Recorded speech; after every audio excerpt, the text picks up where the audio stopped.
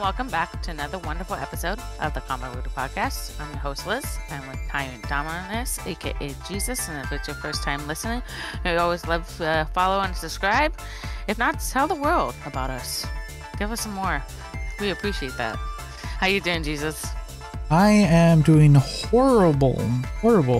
Yes. It's been a while. We took a break. We were gonna work. I was working on something for last week's episode, but sadly, I threw out my back. You know, gotta love that. Talk about welcome to your 30s. Well,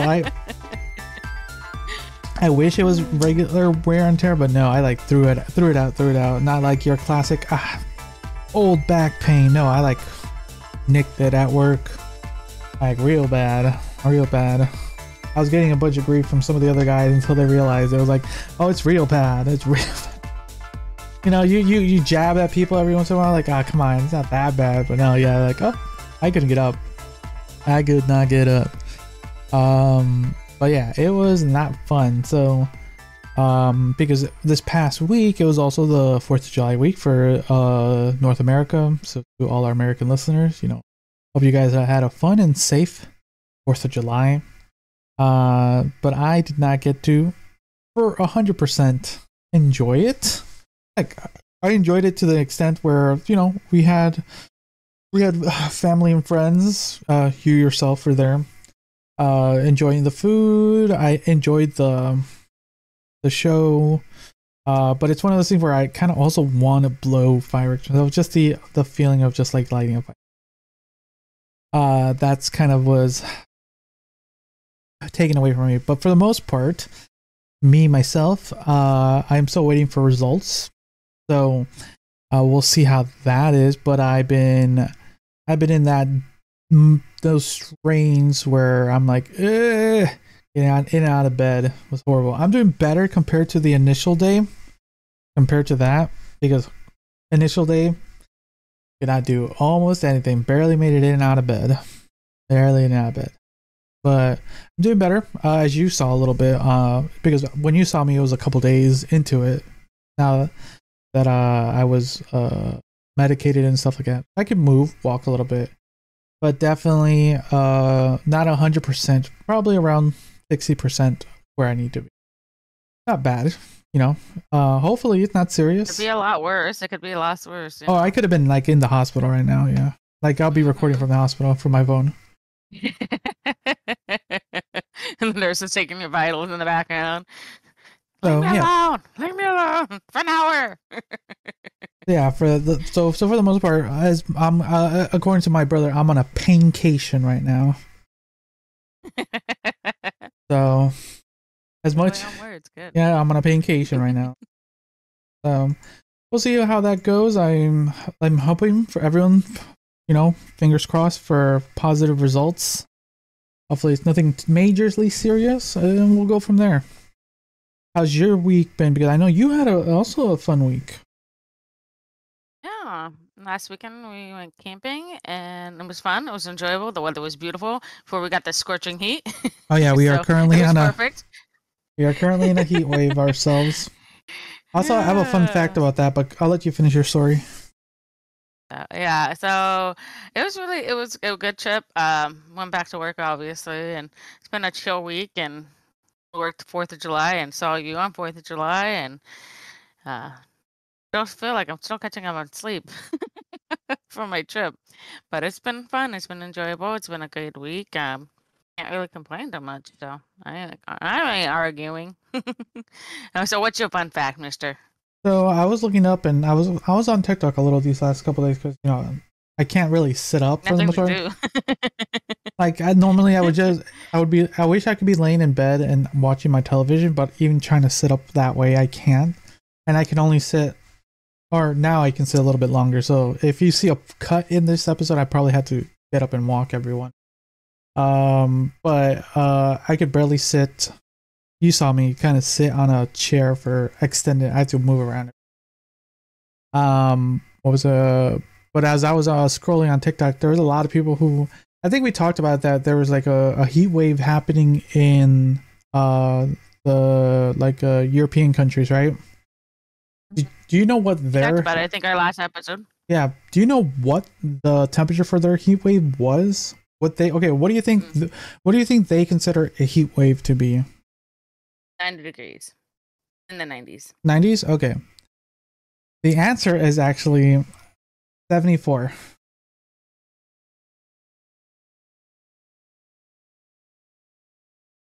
What? Yeah. That's a heat wave? That's heat waves in the UK. As far as the compared to our hundreds? Okay. So yeah, so when they say they're having heat waves, this is also from TikToks. I scrolled, but a lot of TikToks were asking like why we're kind of joshing on them, or like they're complaining about heat waves, but their heat waves, as far as TikTok is concerned, is like 74, and yet we're like having people who have set some of their AC units to 74. So we're having heat waves in our houses. In our house for them. God. And I'm like, nah. So yeah, I kind of went on a TikTok hole of people, Europeans talking about their heat waves in America. And it's like, hey, is this really true? Yeah, I found it. Hit hundreds this weekend. Yeah, it's gonna be Monday. We're gonna be it started still in the 90s, I think. At the time of this recording, it was the first day yesterday that hit the first 100. We're on our day 2 of 5-ish. Oh, I haven't reached up to the 90s. We reached up to 90s yesterday. But yesterday we hit for us. We hit 102. We did not. But we're also kind of in the valley. Remember, we kind of in that weird pocket. Yeah. So it's weird. It's like you can be in any part of Oregon. We're supposed to get into 100 today, though. That's for sure. That's interesting. It's like you can be in almost any part of Oregon. You can get a good variety of weather, which makes it nice and horrible at the same time. But anyways, but yeah, that's kind of the weather talk around here. But it should be interesting. We're gonna be setting up our pool. I don't know if I can actually swim. Maybe I can soak, like lay down on my back. You can. That probably would be really good for your back too. So you'll still be able to move, but it won't be as heavy flow. Because swimming is supposed to be really good for you in general because you have resistance, but you won't have as of a strong resistance. So it's good on your joints. Just getting in and out of that thing's gonna be fun. We'll figure it out. I'll figure it out. You can always go to my pool. It has steps in. Anyways, but yeah, well, that's kind of the plan. But yeah, anything else you want to talk about these last couple of days of your time? Anything fun happened? No, everything's been good. Nothing too exciting. I'm looking forward to next weekend. Blink 182. Ooh, there you go. That sounds fun. You can let us know more about that when that happens. All right. Wait. So we're going to talk a kind of online fame a little bit today. Liz and I have been educating her on how different people throughout these last couple years in social media and how things is the old nomenclature of 15 minutes of fame, where people like on the news, or maybe, I don't know, maybe there were things during the time of newspapers. Newspapers still a thing, but how many people actually read newspapers these days? I know, right? So the idea of having this level of fame was really big back in the day. Like you had these 15, but now it's been these 15 seconds of fame because of how fast media moves and how just it works. Now we're going to be talking about what I recently found out about someone who told me is the Hawk Tuah Girl, Haley Welch, who reveals the truth about her life and the newfound infamy in a first interview. So I'm going to play the clip and then we'll go from there. Hopefully we won't get claimed, but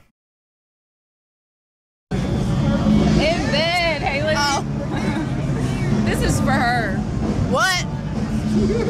You know how to answer this. You got it. What's one move in bed that makes a man go crazy every time? Oh, you gotta give him that Hawk Tuah and spit on that thing. You get me? I don't get you. I think you gotta demonstrate. Hawk Tuah and spit on it. Spit on it. All right.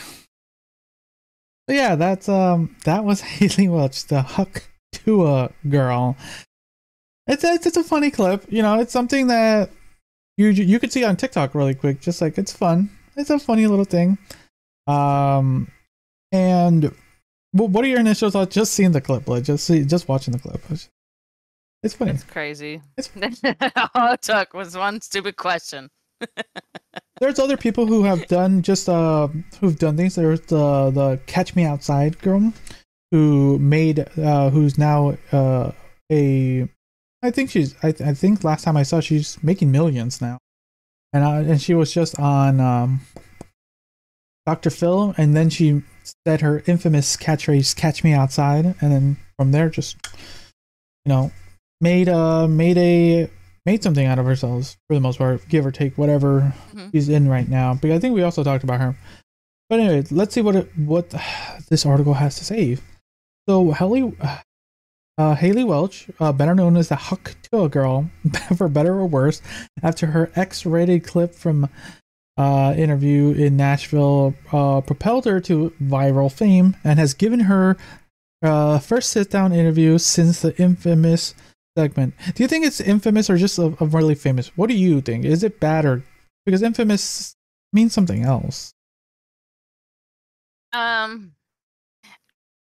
don't know if it's a good thing to be remembered as Hawk Tuah Girl. Yeah. I don't know. Something more memorable will be more fun, but if that's what you want to be memorized for, cool. No harm, no foul. Okay. Speaking to the Barstool Sports, Brandy, oh my God, Brianna Epigalia? I'll go with Brianna. On the Plan Brie Uncut podcast Monday, Welch, 21, attempted to dispel some of the internet rumor mill's claims about her. She isn't a teacher. Her dad is the farthest thing from a preacher. Whoa, there's a lot. That's the thing. When you get online, people start to just dig into your quote past. Let's see here. She said she works at a spring factory in her small Tennessee hometown, and she was getting ready for graveyard shift at 2 a.m. when she spotted the video of herself going viral. She said she deleted her social media accounts long before the video, in which she famously shared a favorite bedroom technique in a country fried southern drawl. However, she confessed she nearly shit bricks when she learned of her instant internet fame. Now she's trying to parlay her off-the-cuff onomatopoeia catchphrase in serious cash. She's already sold tens of thousands of worth brand merch, and now has an entire management team and video team following her every move. Brianne is dating country star Zach Bryan, who hailed Welch onto stage. Oh wow. Onto the show in Nashville Saturday, and she appeared on the podcast wearing the same outfit, Daisy Dukes, white boots, and a white tank top, and an oversized cowboy hat. And that she spotted what is on your mind? Welch recalled the moments leading up to the night her life changed forever. Damn, and look at that shit. That is a big change. I'm not gonna lie, that's a lot. Imagine just being your quote everyday person to then being on stage with a big country star. I know, right? While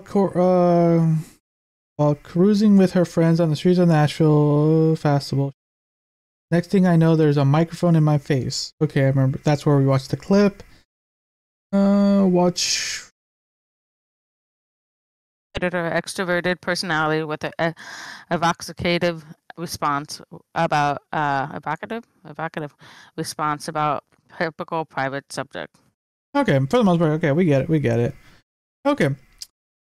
So she's been getting a lot of eyes on her, and there's more to it. Apparently she also quit her job. So she quit her job to do this full time. She's doing the classic podcast circuit, so she's going on people's podcasts. And just kind of really taking hold on this. She's young, 21. She's in that demographic where, you know, she can garner an audience. But what are your thoughts? And like I said, you know, if you can tap into something, do it. Run with it for a moment. I mean, it may not last forever, but at least you can bring in some revenue and maybe have more of a comfortable lifestyle down the road. I mean, unless you can figure out more catchphrases to go with it. I think it's great. I mean, you found something you can kind of generate revenue. Why not run with it there for a bit? I mean, you can always have a job somewhere. Someone's always gonna willing to hire you. Oh, I hired a Hawk Tuah Girl. That, like, going back to what you said, I don't know if you kind of would want that too. Remember? Yeah, I mean, she obviously deleted her socials. So I mean, I think that was before. According to this article, she did it before her fame. So I don't know why. Unless was smarter than she portrays herself to be. Because for the most part, to kind of be in this light, you have to really have some level of social media literacy. Presence. Yeah, and presence. Because right now, the way the landscape is, it's like normally I would say a fish in water, but you're just a drop of the water. Like, there's so many things you can be on there. So many people are on there. Like, we're on here as just a not like I said, we're probably just a speck in the whole thing. But the thing is, it's like it can be sometimes, like you said, it can be just one clip that can go viral, that can garner the audience. Because there have been people who have done this, and the thing is, how do you what's the word I want to say? How do you utilize this moment of viewership, this attention, to make something more out of it? Because we've talked about people who are now obscure. I could tell you some people, and you're like, do you remember who this is? And you probably wouldn't, because they were famous for those few seconds. They were around for a bit, and then they're gone. And a lot of them did what she's doing right now. They quit their jobs to be online personalities 100%. And they never really made anything memorable after that, or garnered any more audienceship. And then they just faded into existence, and they kind of lost everything. We'll see how she does, if we will see Haley at all in the near future. I bet my money that within the next month, we're gonna see her put a song out. Yeah, that's kind of. Oh, I could believe that. I could see. Because that's kind of how they are. Everyone on these online things are. It's just like, all right, here, and it's gonna be. You're gonna have her famous catchphrase in that song.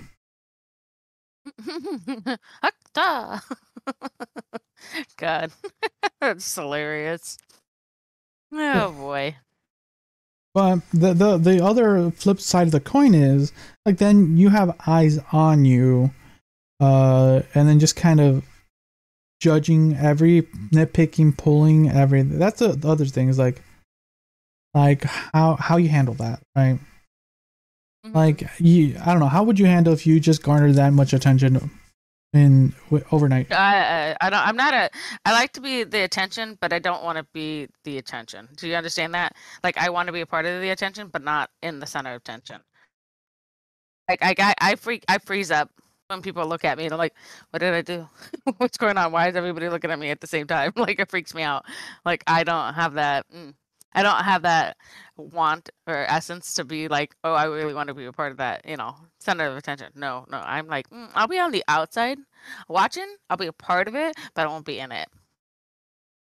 So that's what I can't do that. I don't know about yourself. So would you want to be a center of attention 24/7?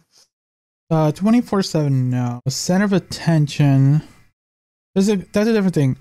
The thing is, we are asking to be the center of attention as we're doing the show, Liz. That's the thing. Yes, but that's my moment. I can do this hour. I sit here and do this. This is great. Everything else, I go and do my own life. Like nobody needs to know what I'm doing next after this. But then the question would be, say a moment of this gets clipped out of thing, and then that clip becomes viral. Then this little pocket of the internet then becomes reality. Or becomes part of the real world. Like, oh, you're that girl that said that. Yeah, but I don't know how I'd achieve it. That's the only thing. I would not know how to handle it. Like, how would I hire somebody to help me? You know what I mean? Like that kind of thing. So I would not be able to manage it real quick because I'll be like, yeah, that's the last 15 seconds or could last 15 years. I don't know. Okay. We'll see. Like, I don't think we've said or garnered anything to make us viral. Because these days to become viral... Nothing yet. But sometimes to be viral these days, you have to be... Nowadays, you have to either be very vulgar or very stupid or very courageous, or it has to be a moment. Which, to each their own on those marks, but there's positive and negative ways to garner attention. Okay, I think those are our final thoughts for that story. Okay, let's jump into another story. We have another one. Go for it. No, yeah. What do you want story? to do that one? I don't know which one. Kids. Oh, you want to do that one? I could do that one. Okay. Unless you want me to do the other one. No, you can. Whatever you feel like it. All right.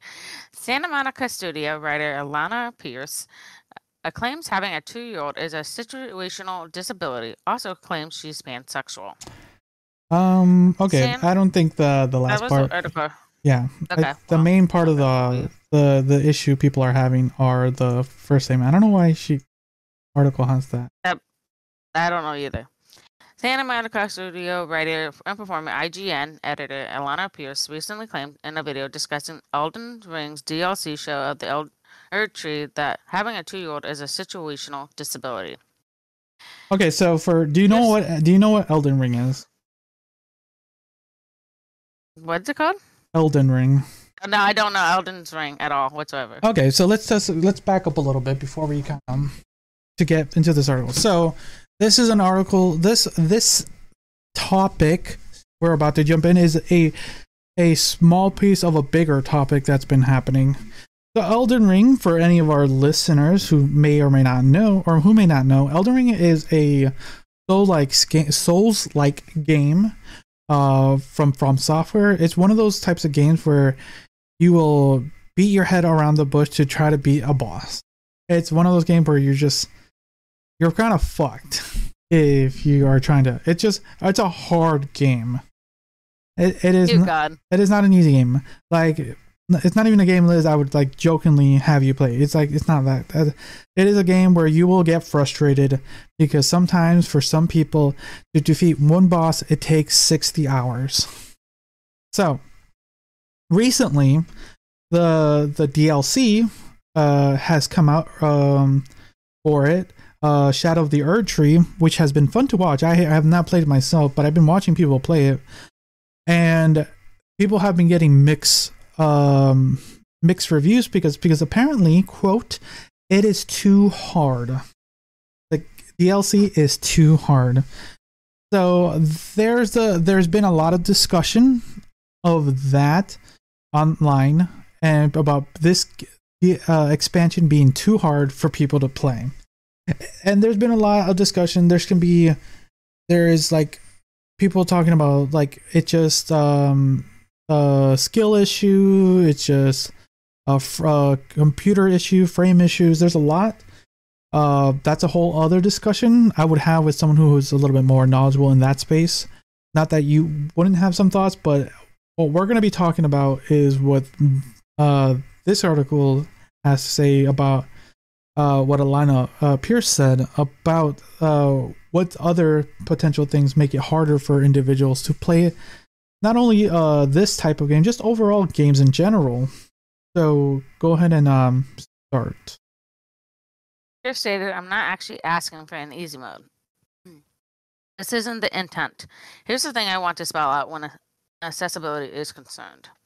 From there, she's listed out a number of types of disability. There are also multiple kinds of disabilities, especially where gaming is concerned. There are long-term disabilities, there are situational disabilities, and there's temporary disabilities. Okay, so here, so what do you think? So, just using those terms, I don't know if you in the medical field have any of these terms in your thing. Disabilities, like medical disabilities? No, like these three terms: long-term, situational, temporary disability. Do they? No. Do you? No, you don't. Okay, what do you think they would be? In just something that inhibits somebody in doing some sort of, whether there be job, their life, etc., etc. I'm assuming something like that.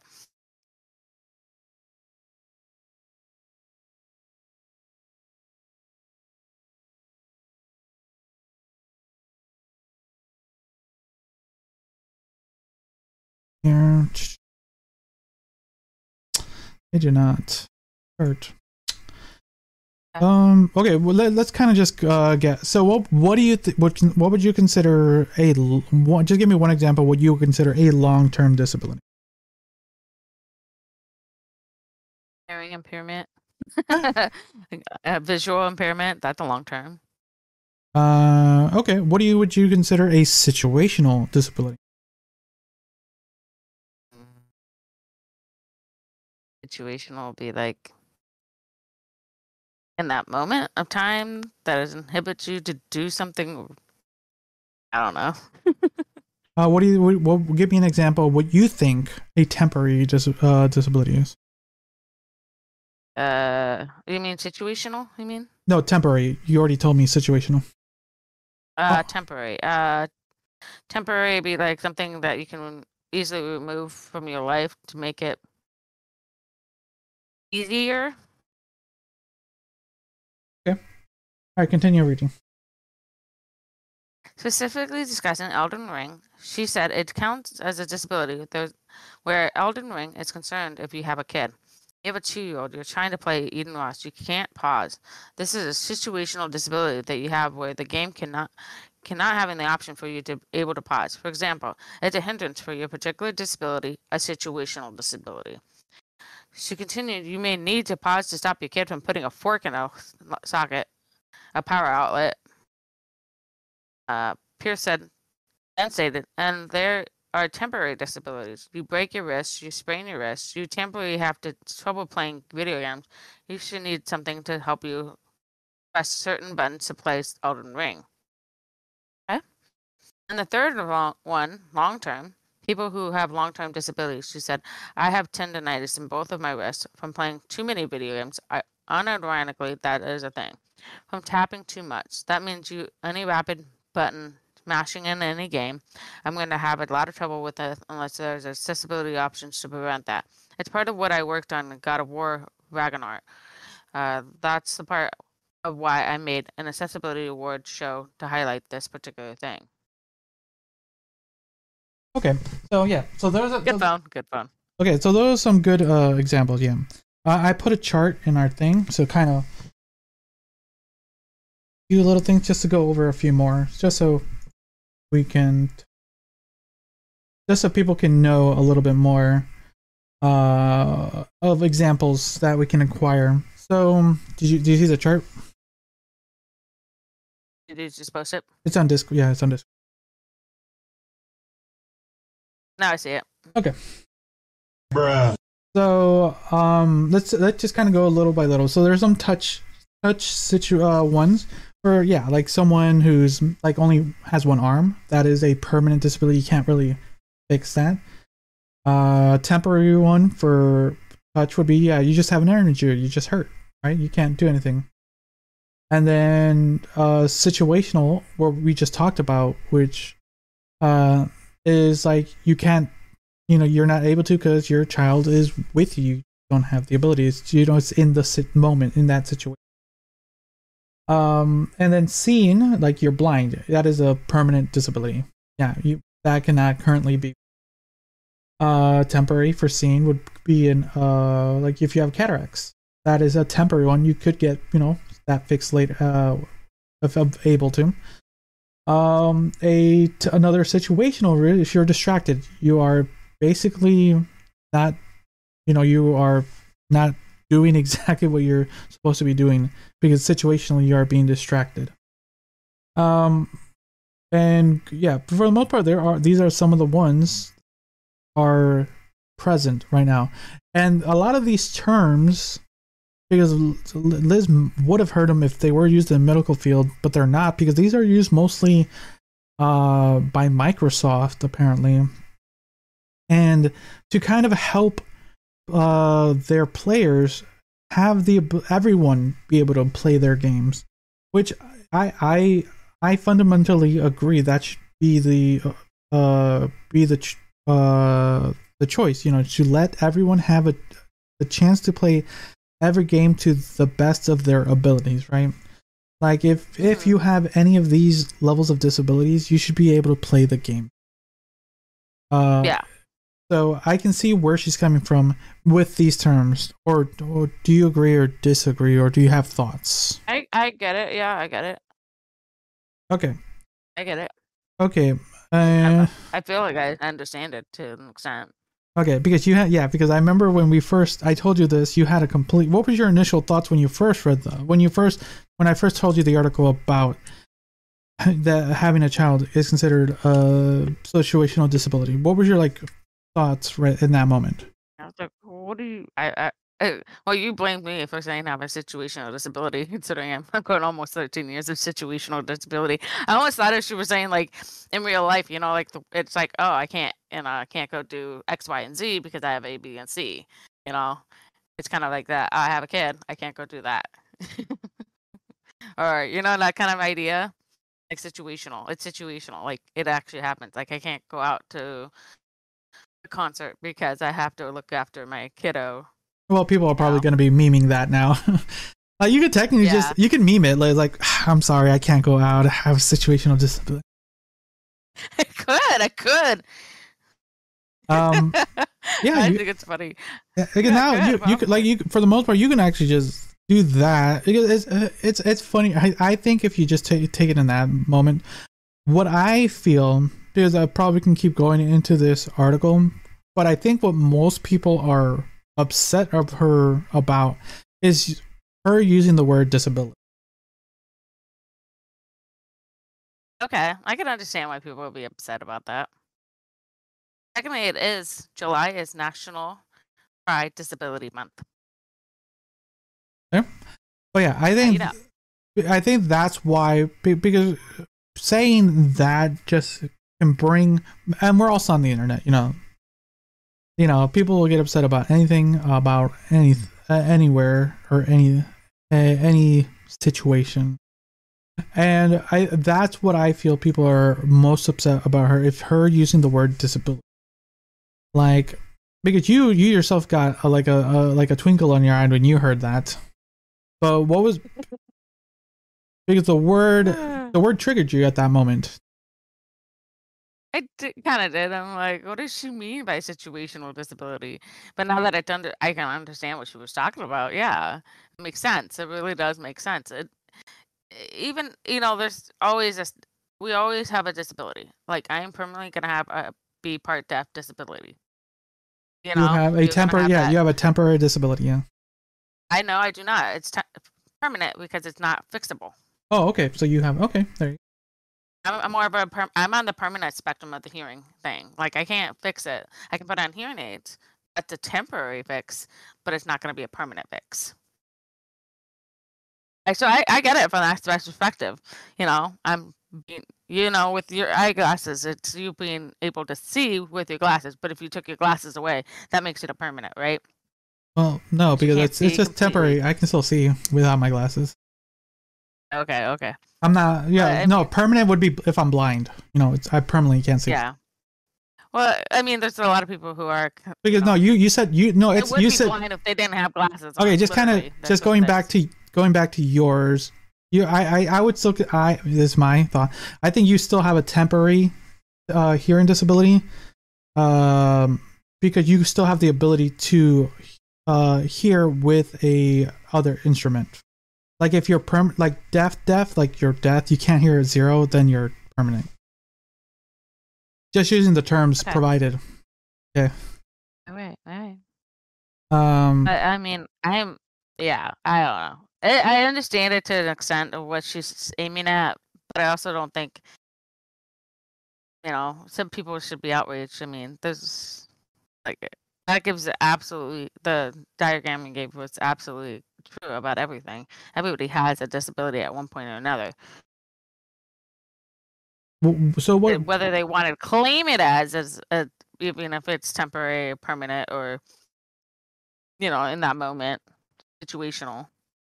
Yeah, that I think that's where people are just getting upset. Is just this kind of this type of terminology, right? Because hearing that quote having a kid or being a distracted driver is, or even did you ever see the one for speaking? What the situational disability was for that? The language. I was like, ooh. Yeah, if you have a heavy accent, you have a situational disability. That's what's funny. I find that hilarious because if you can't speak clearly, it's that situational disability. It's like saying you're drunk. Bruh. Hey, if you're slurring your voice, you're like, I can't hear you. I think that's where people are getting a little bit upset about. It's just the word. It's terminology. And the thing is, it's not even her terminology. This is a terminology she's using that a company made for. So she's just getting... Who should they really be mad at? Her or the company? Well, sometimes you just need a face to yell at. I don't know. Any thoughts? Just kind of closing this topic off. I think it's I understand where she's coming from. It's situational because it is true at that moment in time. If you can't pause a game to go handle the kid who's got a fork who's going to put in that light socket, yeah, that's a situational disability. That's definitely, I get it. It really hinders you from playing a game. So is it really that bad? No, I don't think it's an ideal situation about how games should be played for everybody. So there you go. And that's kind of going back to the original topic that she was trying to portray, is having games have the ability for everyone to play them, having these options, like saying yes, just basically parent option, like I'm not always going to be able to be on my game for 4 to 6 hours like I used to be. I need to be able to pause a game when I need to. There is a way to pause it, but it's like a little bit convoluted, but that's its own debate on the side. But having these accessibilities for everyone to play, I think it's good to have. It's just we need to be able to understand that the terminology used by the industry can sometimes be a lot more than people take it for what it is, but yeah, let's continue on. We kind of beat this to the ground. You had another one. Do you want to do that one as well? Sure. I figured it in the highlight of the fireworks situation. Yeah. Because this puppers did not have a fun time during that day. Yeah, I have my own type of slideshow. Dog turns on stove and sets house on fire. Bruh. Colorado Springs firefighters responded to a call about a possible house fire in the early morning hours of June 26. Investigators discovered the surprising cause of the blaze after reviewing home security footage. The video of the home in Colorado Springs, Colorado, catching fire is a shocking wake-up call to pet owners everywhere. Members of the Colorado Springs Fire Department was dispatched to the home in the early morning hours of June 26th and now say that it was a family pet that caused the house to catch a blaze. Footage captured on a security show just how quickly things took a turn for the worse. Oh yeah, I could see that. Bruh. Oh yeah. Oh, why would people leave stuff on the stove? We do. I don't. Like product or like I haven't seen the video yet. But continue. If you saw the video, if you see the video, damn. All right, continue. You continue. I'll keep an eye on the video. Shared online WMCA Action News 5, the footage shows that the family dog climbing up on the counter and actually turning the stove on. Unfortunately, there were boxes on top of the stove, and when the electric burner turned on, they quickly caught a flame. Pretty soon, the entire kitchen was on fire. Okay, I see. I see it now. Yeah. Yeah, we don't leave. Okay, never mind. Let me take my statement back. Retract that. We don't leave like product on the stove. We leave like pots and pans on the stove. Like it could probably still start a fire, but not as fast as that. I would. Yeah. Fire. And that was a what type of stove too? Like food boxes. It looks like food boxes to me. No, the stove. What type of stove that was? Oh, it's an electric burner. Yeah. I have an electric burner myself too. Same. So yeah, that one, it has to have something to like register that there's something on there, and then just the dog just kind of licked it down because you can put it on at any time. It's whether you remember to turn it off. Like a big old dog too. Big old dog. Yeah. Yesterday, reports that the fire department crew was dispatched at 4:45 on a report to the house fire. Engine 23 arrived at the scene at 4:47, a residential home with no visual fire or smoke. The fire department wrote in a statement on Facebook. They explained by the time they arrived, they had no evidence of an active fire, but did find evidence of a fire. It appears that the male homeowner was able to extinguish the fire before crews got there, but was later transported to a local hospital for smoke inhalation. They added. Not a single Thankfully, no one fuck was was hurt, given and the this dog day. was okay. And after talking to the homeowners and looking through their home security footage, we determined that pup got a bit curious and accidentally switched on the oven, which had boxes on top of it. The homeowner said they were alerted to the fire by the Apple HomePod, which sent them a heat alert when they woke up. Sometimes electronics do the job. That's great. Yeah, it's one of those things where people are annoyed with fire detectors, smoke detectors. That's the word. Like when we were finishing purchasing our home, we had to get a smoke detector in each of the rooms, and we got it all. We fixed one of them went haywire 3 years later, because those are supposed to be replaced every 8 years. I forget. Yeah. And they have a year warranty on them. They say that they only last about 8 to 10 years. Even though you replace the battery every year if you have batteries too. I have a battery operated for all of them. Oh, mine. So, unless you have electronically wired into the house. No, mine's aren't even those. I have to like replace the entire thing. Like they're like internal batteries. They go off, they go off. I gotta like. Yeah, so yeah, they're supposed to be replaced every 10 years because the fire smoke detectors expire at some point. They don't last forever. And things, as technology evolves, we get better technology, right? So we actually replaced the one in our hallway for monoxide poisoning too, so that way we have a double whammy. We're covered. Oh yeah, we have the full shebangs on those things, so we don't perish. But yeah, it's a crazy story. It's one of the things where hopefully the owner, lesson learned, never leaves things on the stove. But yeah, that's all.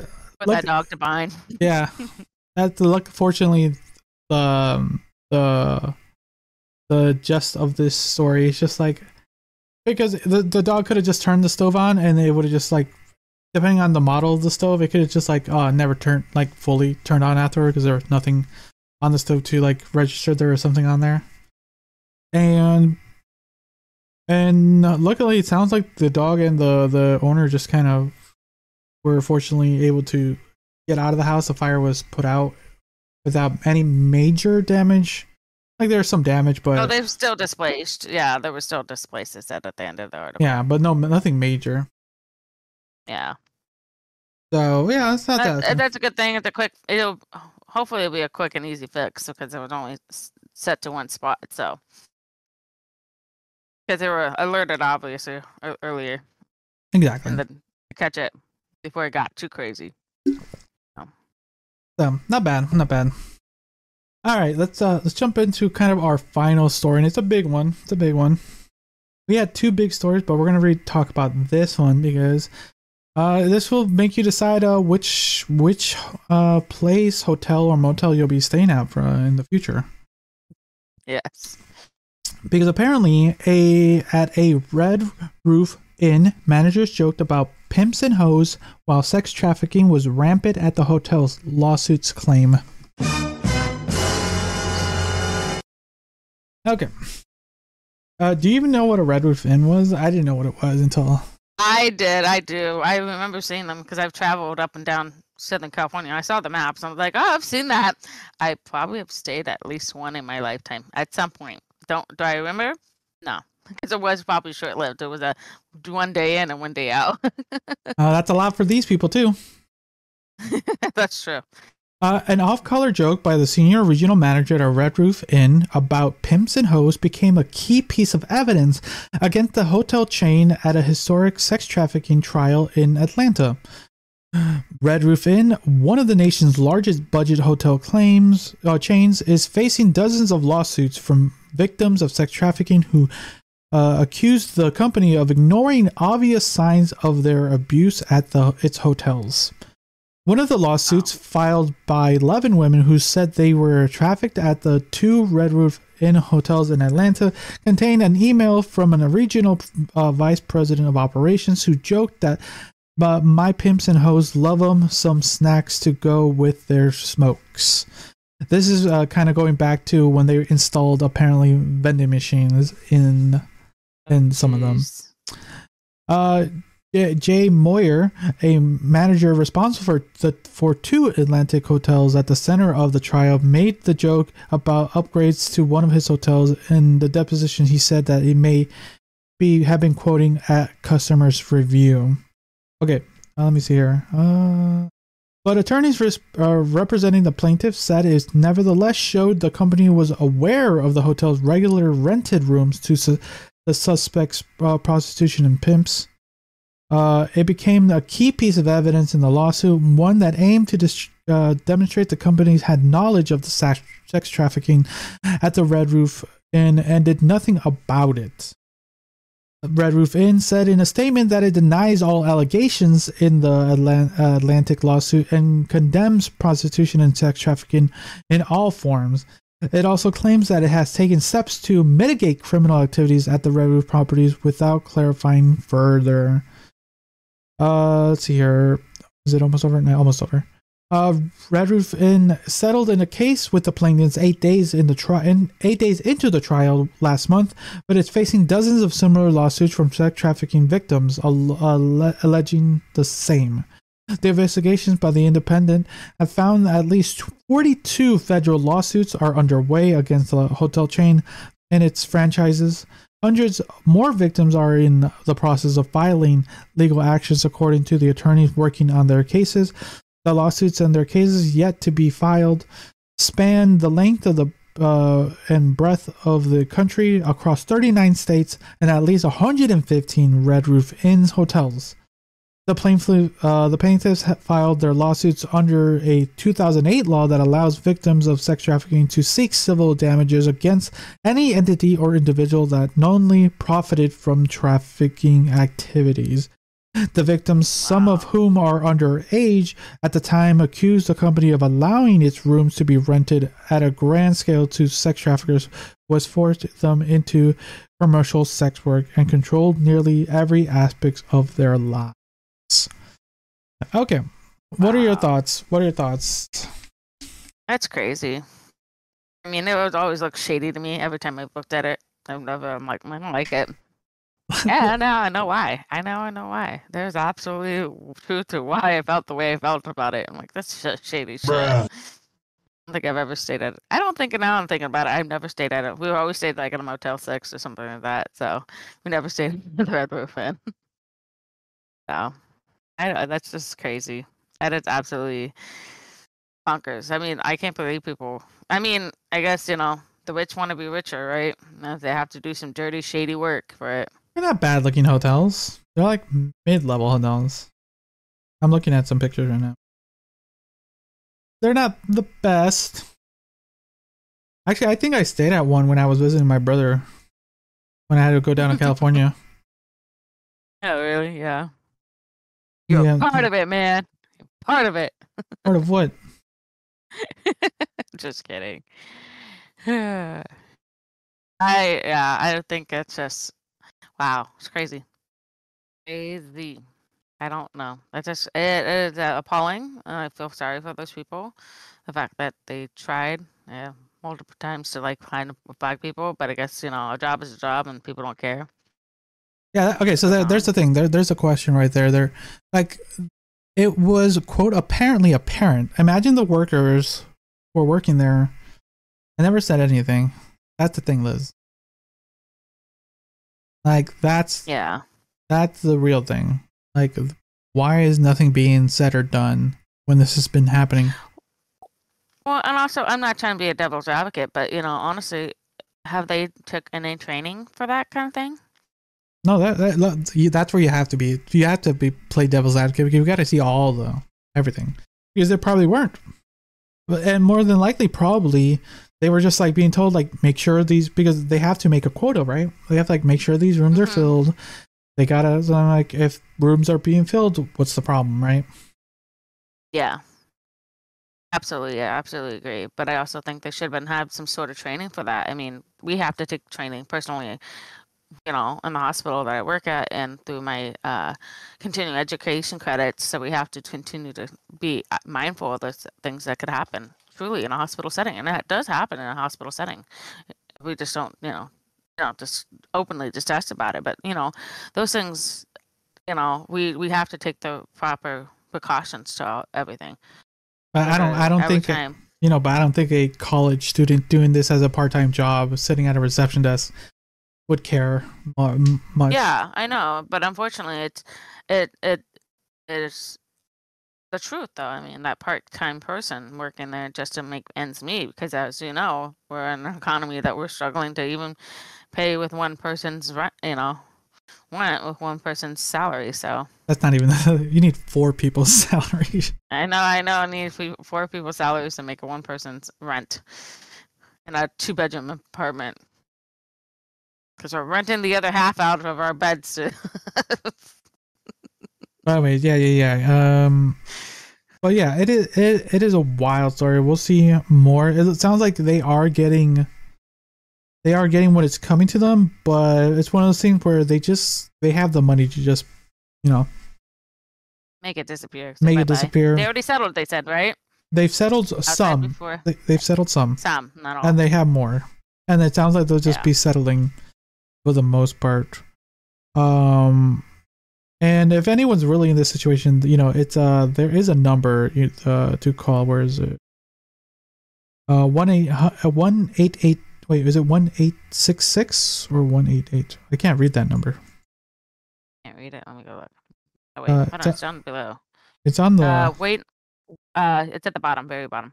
1-888-373-7888, or texting 233-733.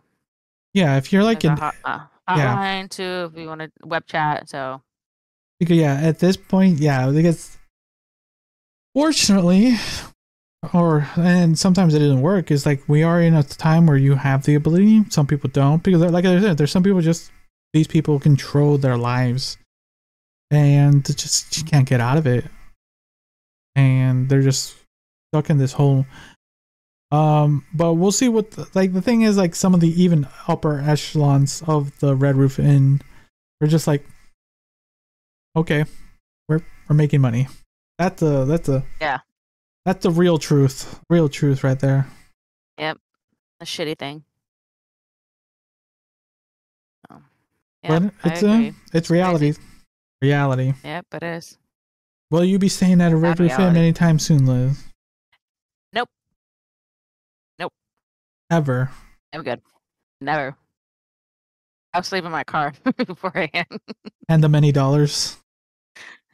And the many dollars that all I could save.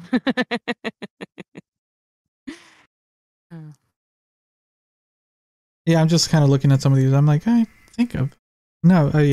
stayed at one of these ones. I don't think I ever did. I'm trying to think, and I'm like, if you look up a Red Roof Inn and just saw an image, you probably might have.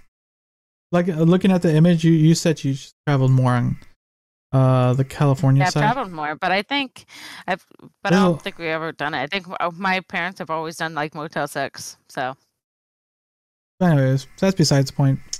I hope these people get some level of restitution, because that is wild. I'm trying to see anything else. Anything else in this? Any final thoughts then? Nope. I just hope they get their restitution and they actually start maybe cracking down on us. Maybe more training for all these people that do these jobs. I mean, I think it's a great thing if they did that for everybody. I mean, that way we could save a lot of these people who are in these situations. So I think the main thing is the upper management. That's the bigger problem. Yeah, they maybe need to be replaced completely, permanently. But yeah, that was the final story. Everyone, thanks again for listening or watching and joining us for another interesting episode. It's a wild one. From dogs setting on fire to hotel trafficking, there is a lot happening. To Liz finding out she has been had a situational disability for the last 13 years of life. She didn't even know. I didn't, apparently. Now you have an excuse for things, Liz. Yeah. Situational disability. Cat. Situational. Oh, you know what would be funny? You know those blue plaques and the picture they have on there? We should make that into a shirt. A blue shirt with that image. It would work. That'd be funny. It would. Good idea. Maybe everyone. Merch.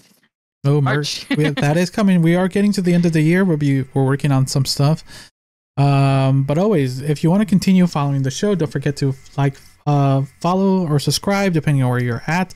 Liking it to let us know your thoughts down in the comments. If you're watching or listening to this on Spotify or YouTube or any podcast platform, help us out a lot.